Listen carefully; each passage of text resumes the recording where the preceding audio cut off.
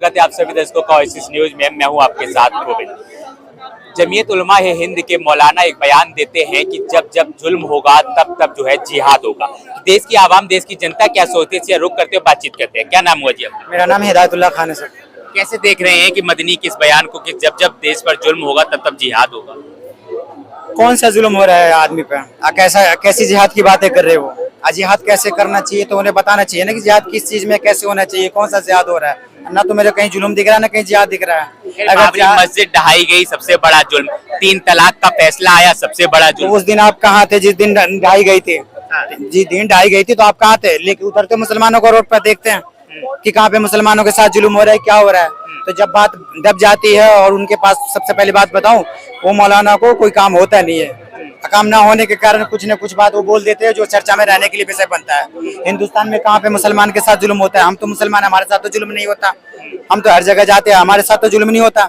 तो ऐसे मानसिकता को हम लोग फॉलो नहीं करते भाई साहब। हमारे साथ कोई जुल्म नहीं है। बात रही जिहाद की, तो जिहाद वाला कोई ऐसा मैटर नहीं है। ये हिंदुस्तान है, ये हिंदुस्तान के कानून के हिसाब से चलना पड़ेगा। जो हिंदुस्तान की संविधान कहती है उसके हिसाब से चलना पड़ेगा। अब जिहाद की बात है, कुछ की बात है, तो मौलाना ताकिर रहमानी से कोई पूछ ले कि वो कौन सा जिहाद कर रहे तो और कहाँ है। जिहाद, थूक जिहाद, मुद जिहाद, लैंड जिहाद, बहुत सारे जिहाद है। तो हम मुसलमानों से यही कहना चाहते हैं भाई साहब, इन किसी के जिहाद और कोई इसके बात में मत पड़ो, अपने काम धंधे से दिमाग रखो। ये लोग क्या करते हैं आपको उतार देंगे और बैकग्राउंड हो जाएंगे। आज जितने बरेली से लोग पे केस हुए हैं, किसका केस लड़ने को कौन तैयार है? कौन पार्टी के लोग आते हैं तुम्हारा पक्ष करने के लिए, तुम्हारे हित लड़ने के लिए?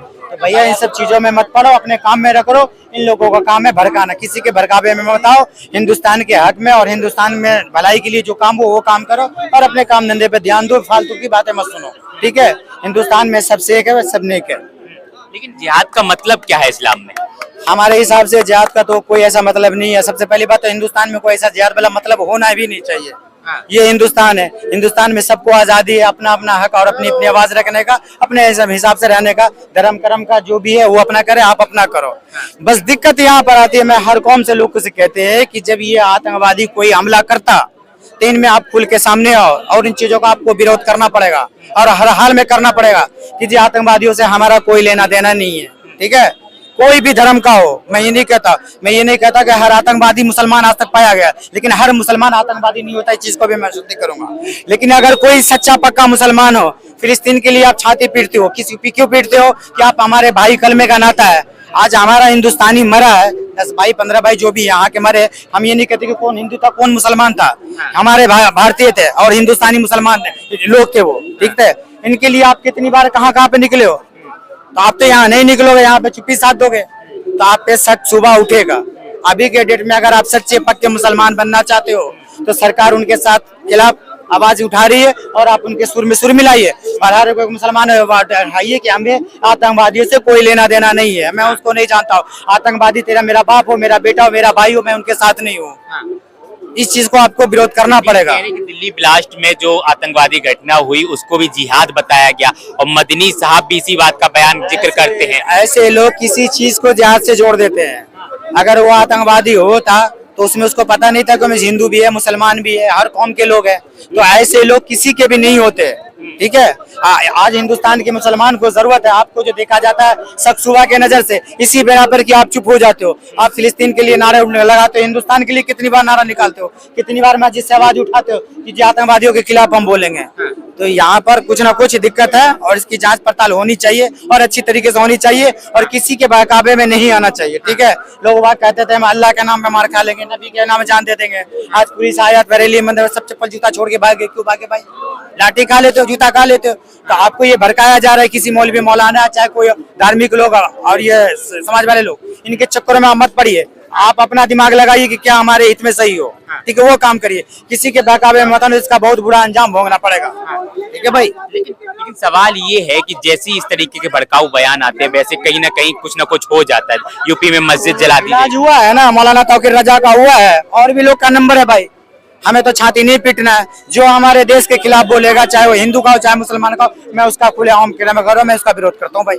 अगर हिंदुस्तानी हो तो हिंदुस्तान के साथ आपको चलना पड़ेगा और सरकार के साथ आपको देना पड़ेगा। आपको इतना बढ़िया मौका मिला हुआ था दिल्ली बम ब्लास्ट में, कहीं पर एक बंदा निकला कि चलो ये गलत हुआ जी, हम इसका विरोध करते हैं। कोई भी धर्म हो, कहीं पे कोई बंदा का कहीं भी करे कि यहाँ पे ऐसे बंदे रहते, आप उनके खिलाफ बोलो, आपकी बहवाई है इनमें।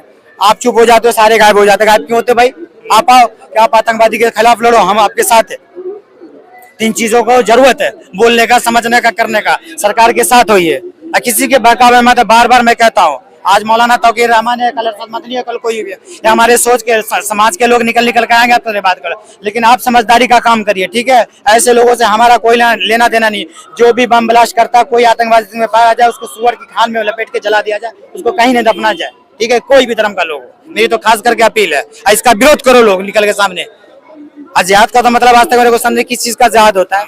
जिहाद होता है ईमान का, जिहाद होता है, लैंड जिहाद होता है, थूक जिहाद नहीं होता है। ये कहानी बना रखी है इनने, कोई जिहाद नहीं होता है।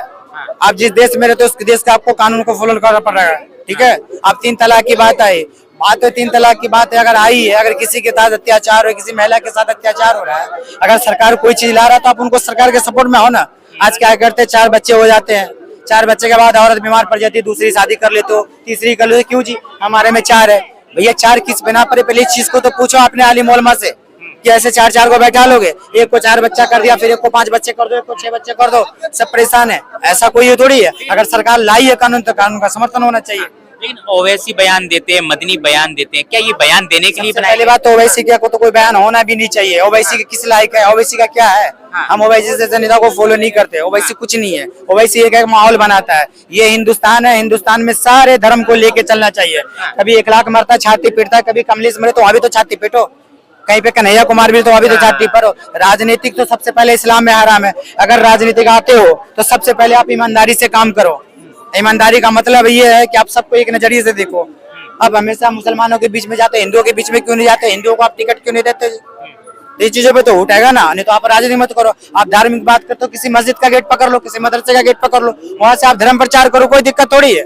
जब धर्म का ही काम करना है, मजहब का काम करना, एक पकड़ो। अगर राजनीतिक बात हो, सबको एक नजर से आपको देखना पड़ेगा। कभी 1 लाख पर जब छाती पीटते हो, तबलेश पे पढ़ते हो, तो कमलेश पर भी पीटना पड़ेगा, कन्हैया पे भी पीटना पड़ेगा, तब आपको माना जाएगा। एक मजहब को लेकर राजनीति नहीं चलती है। बाकी अगर और कोई पार्टी करती है तो मैं उनसे भी अपील है कि अगर आप सरकार में हो तो आप सबके हो। अगर प्रधानमंत्री है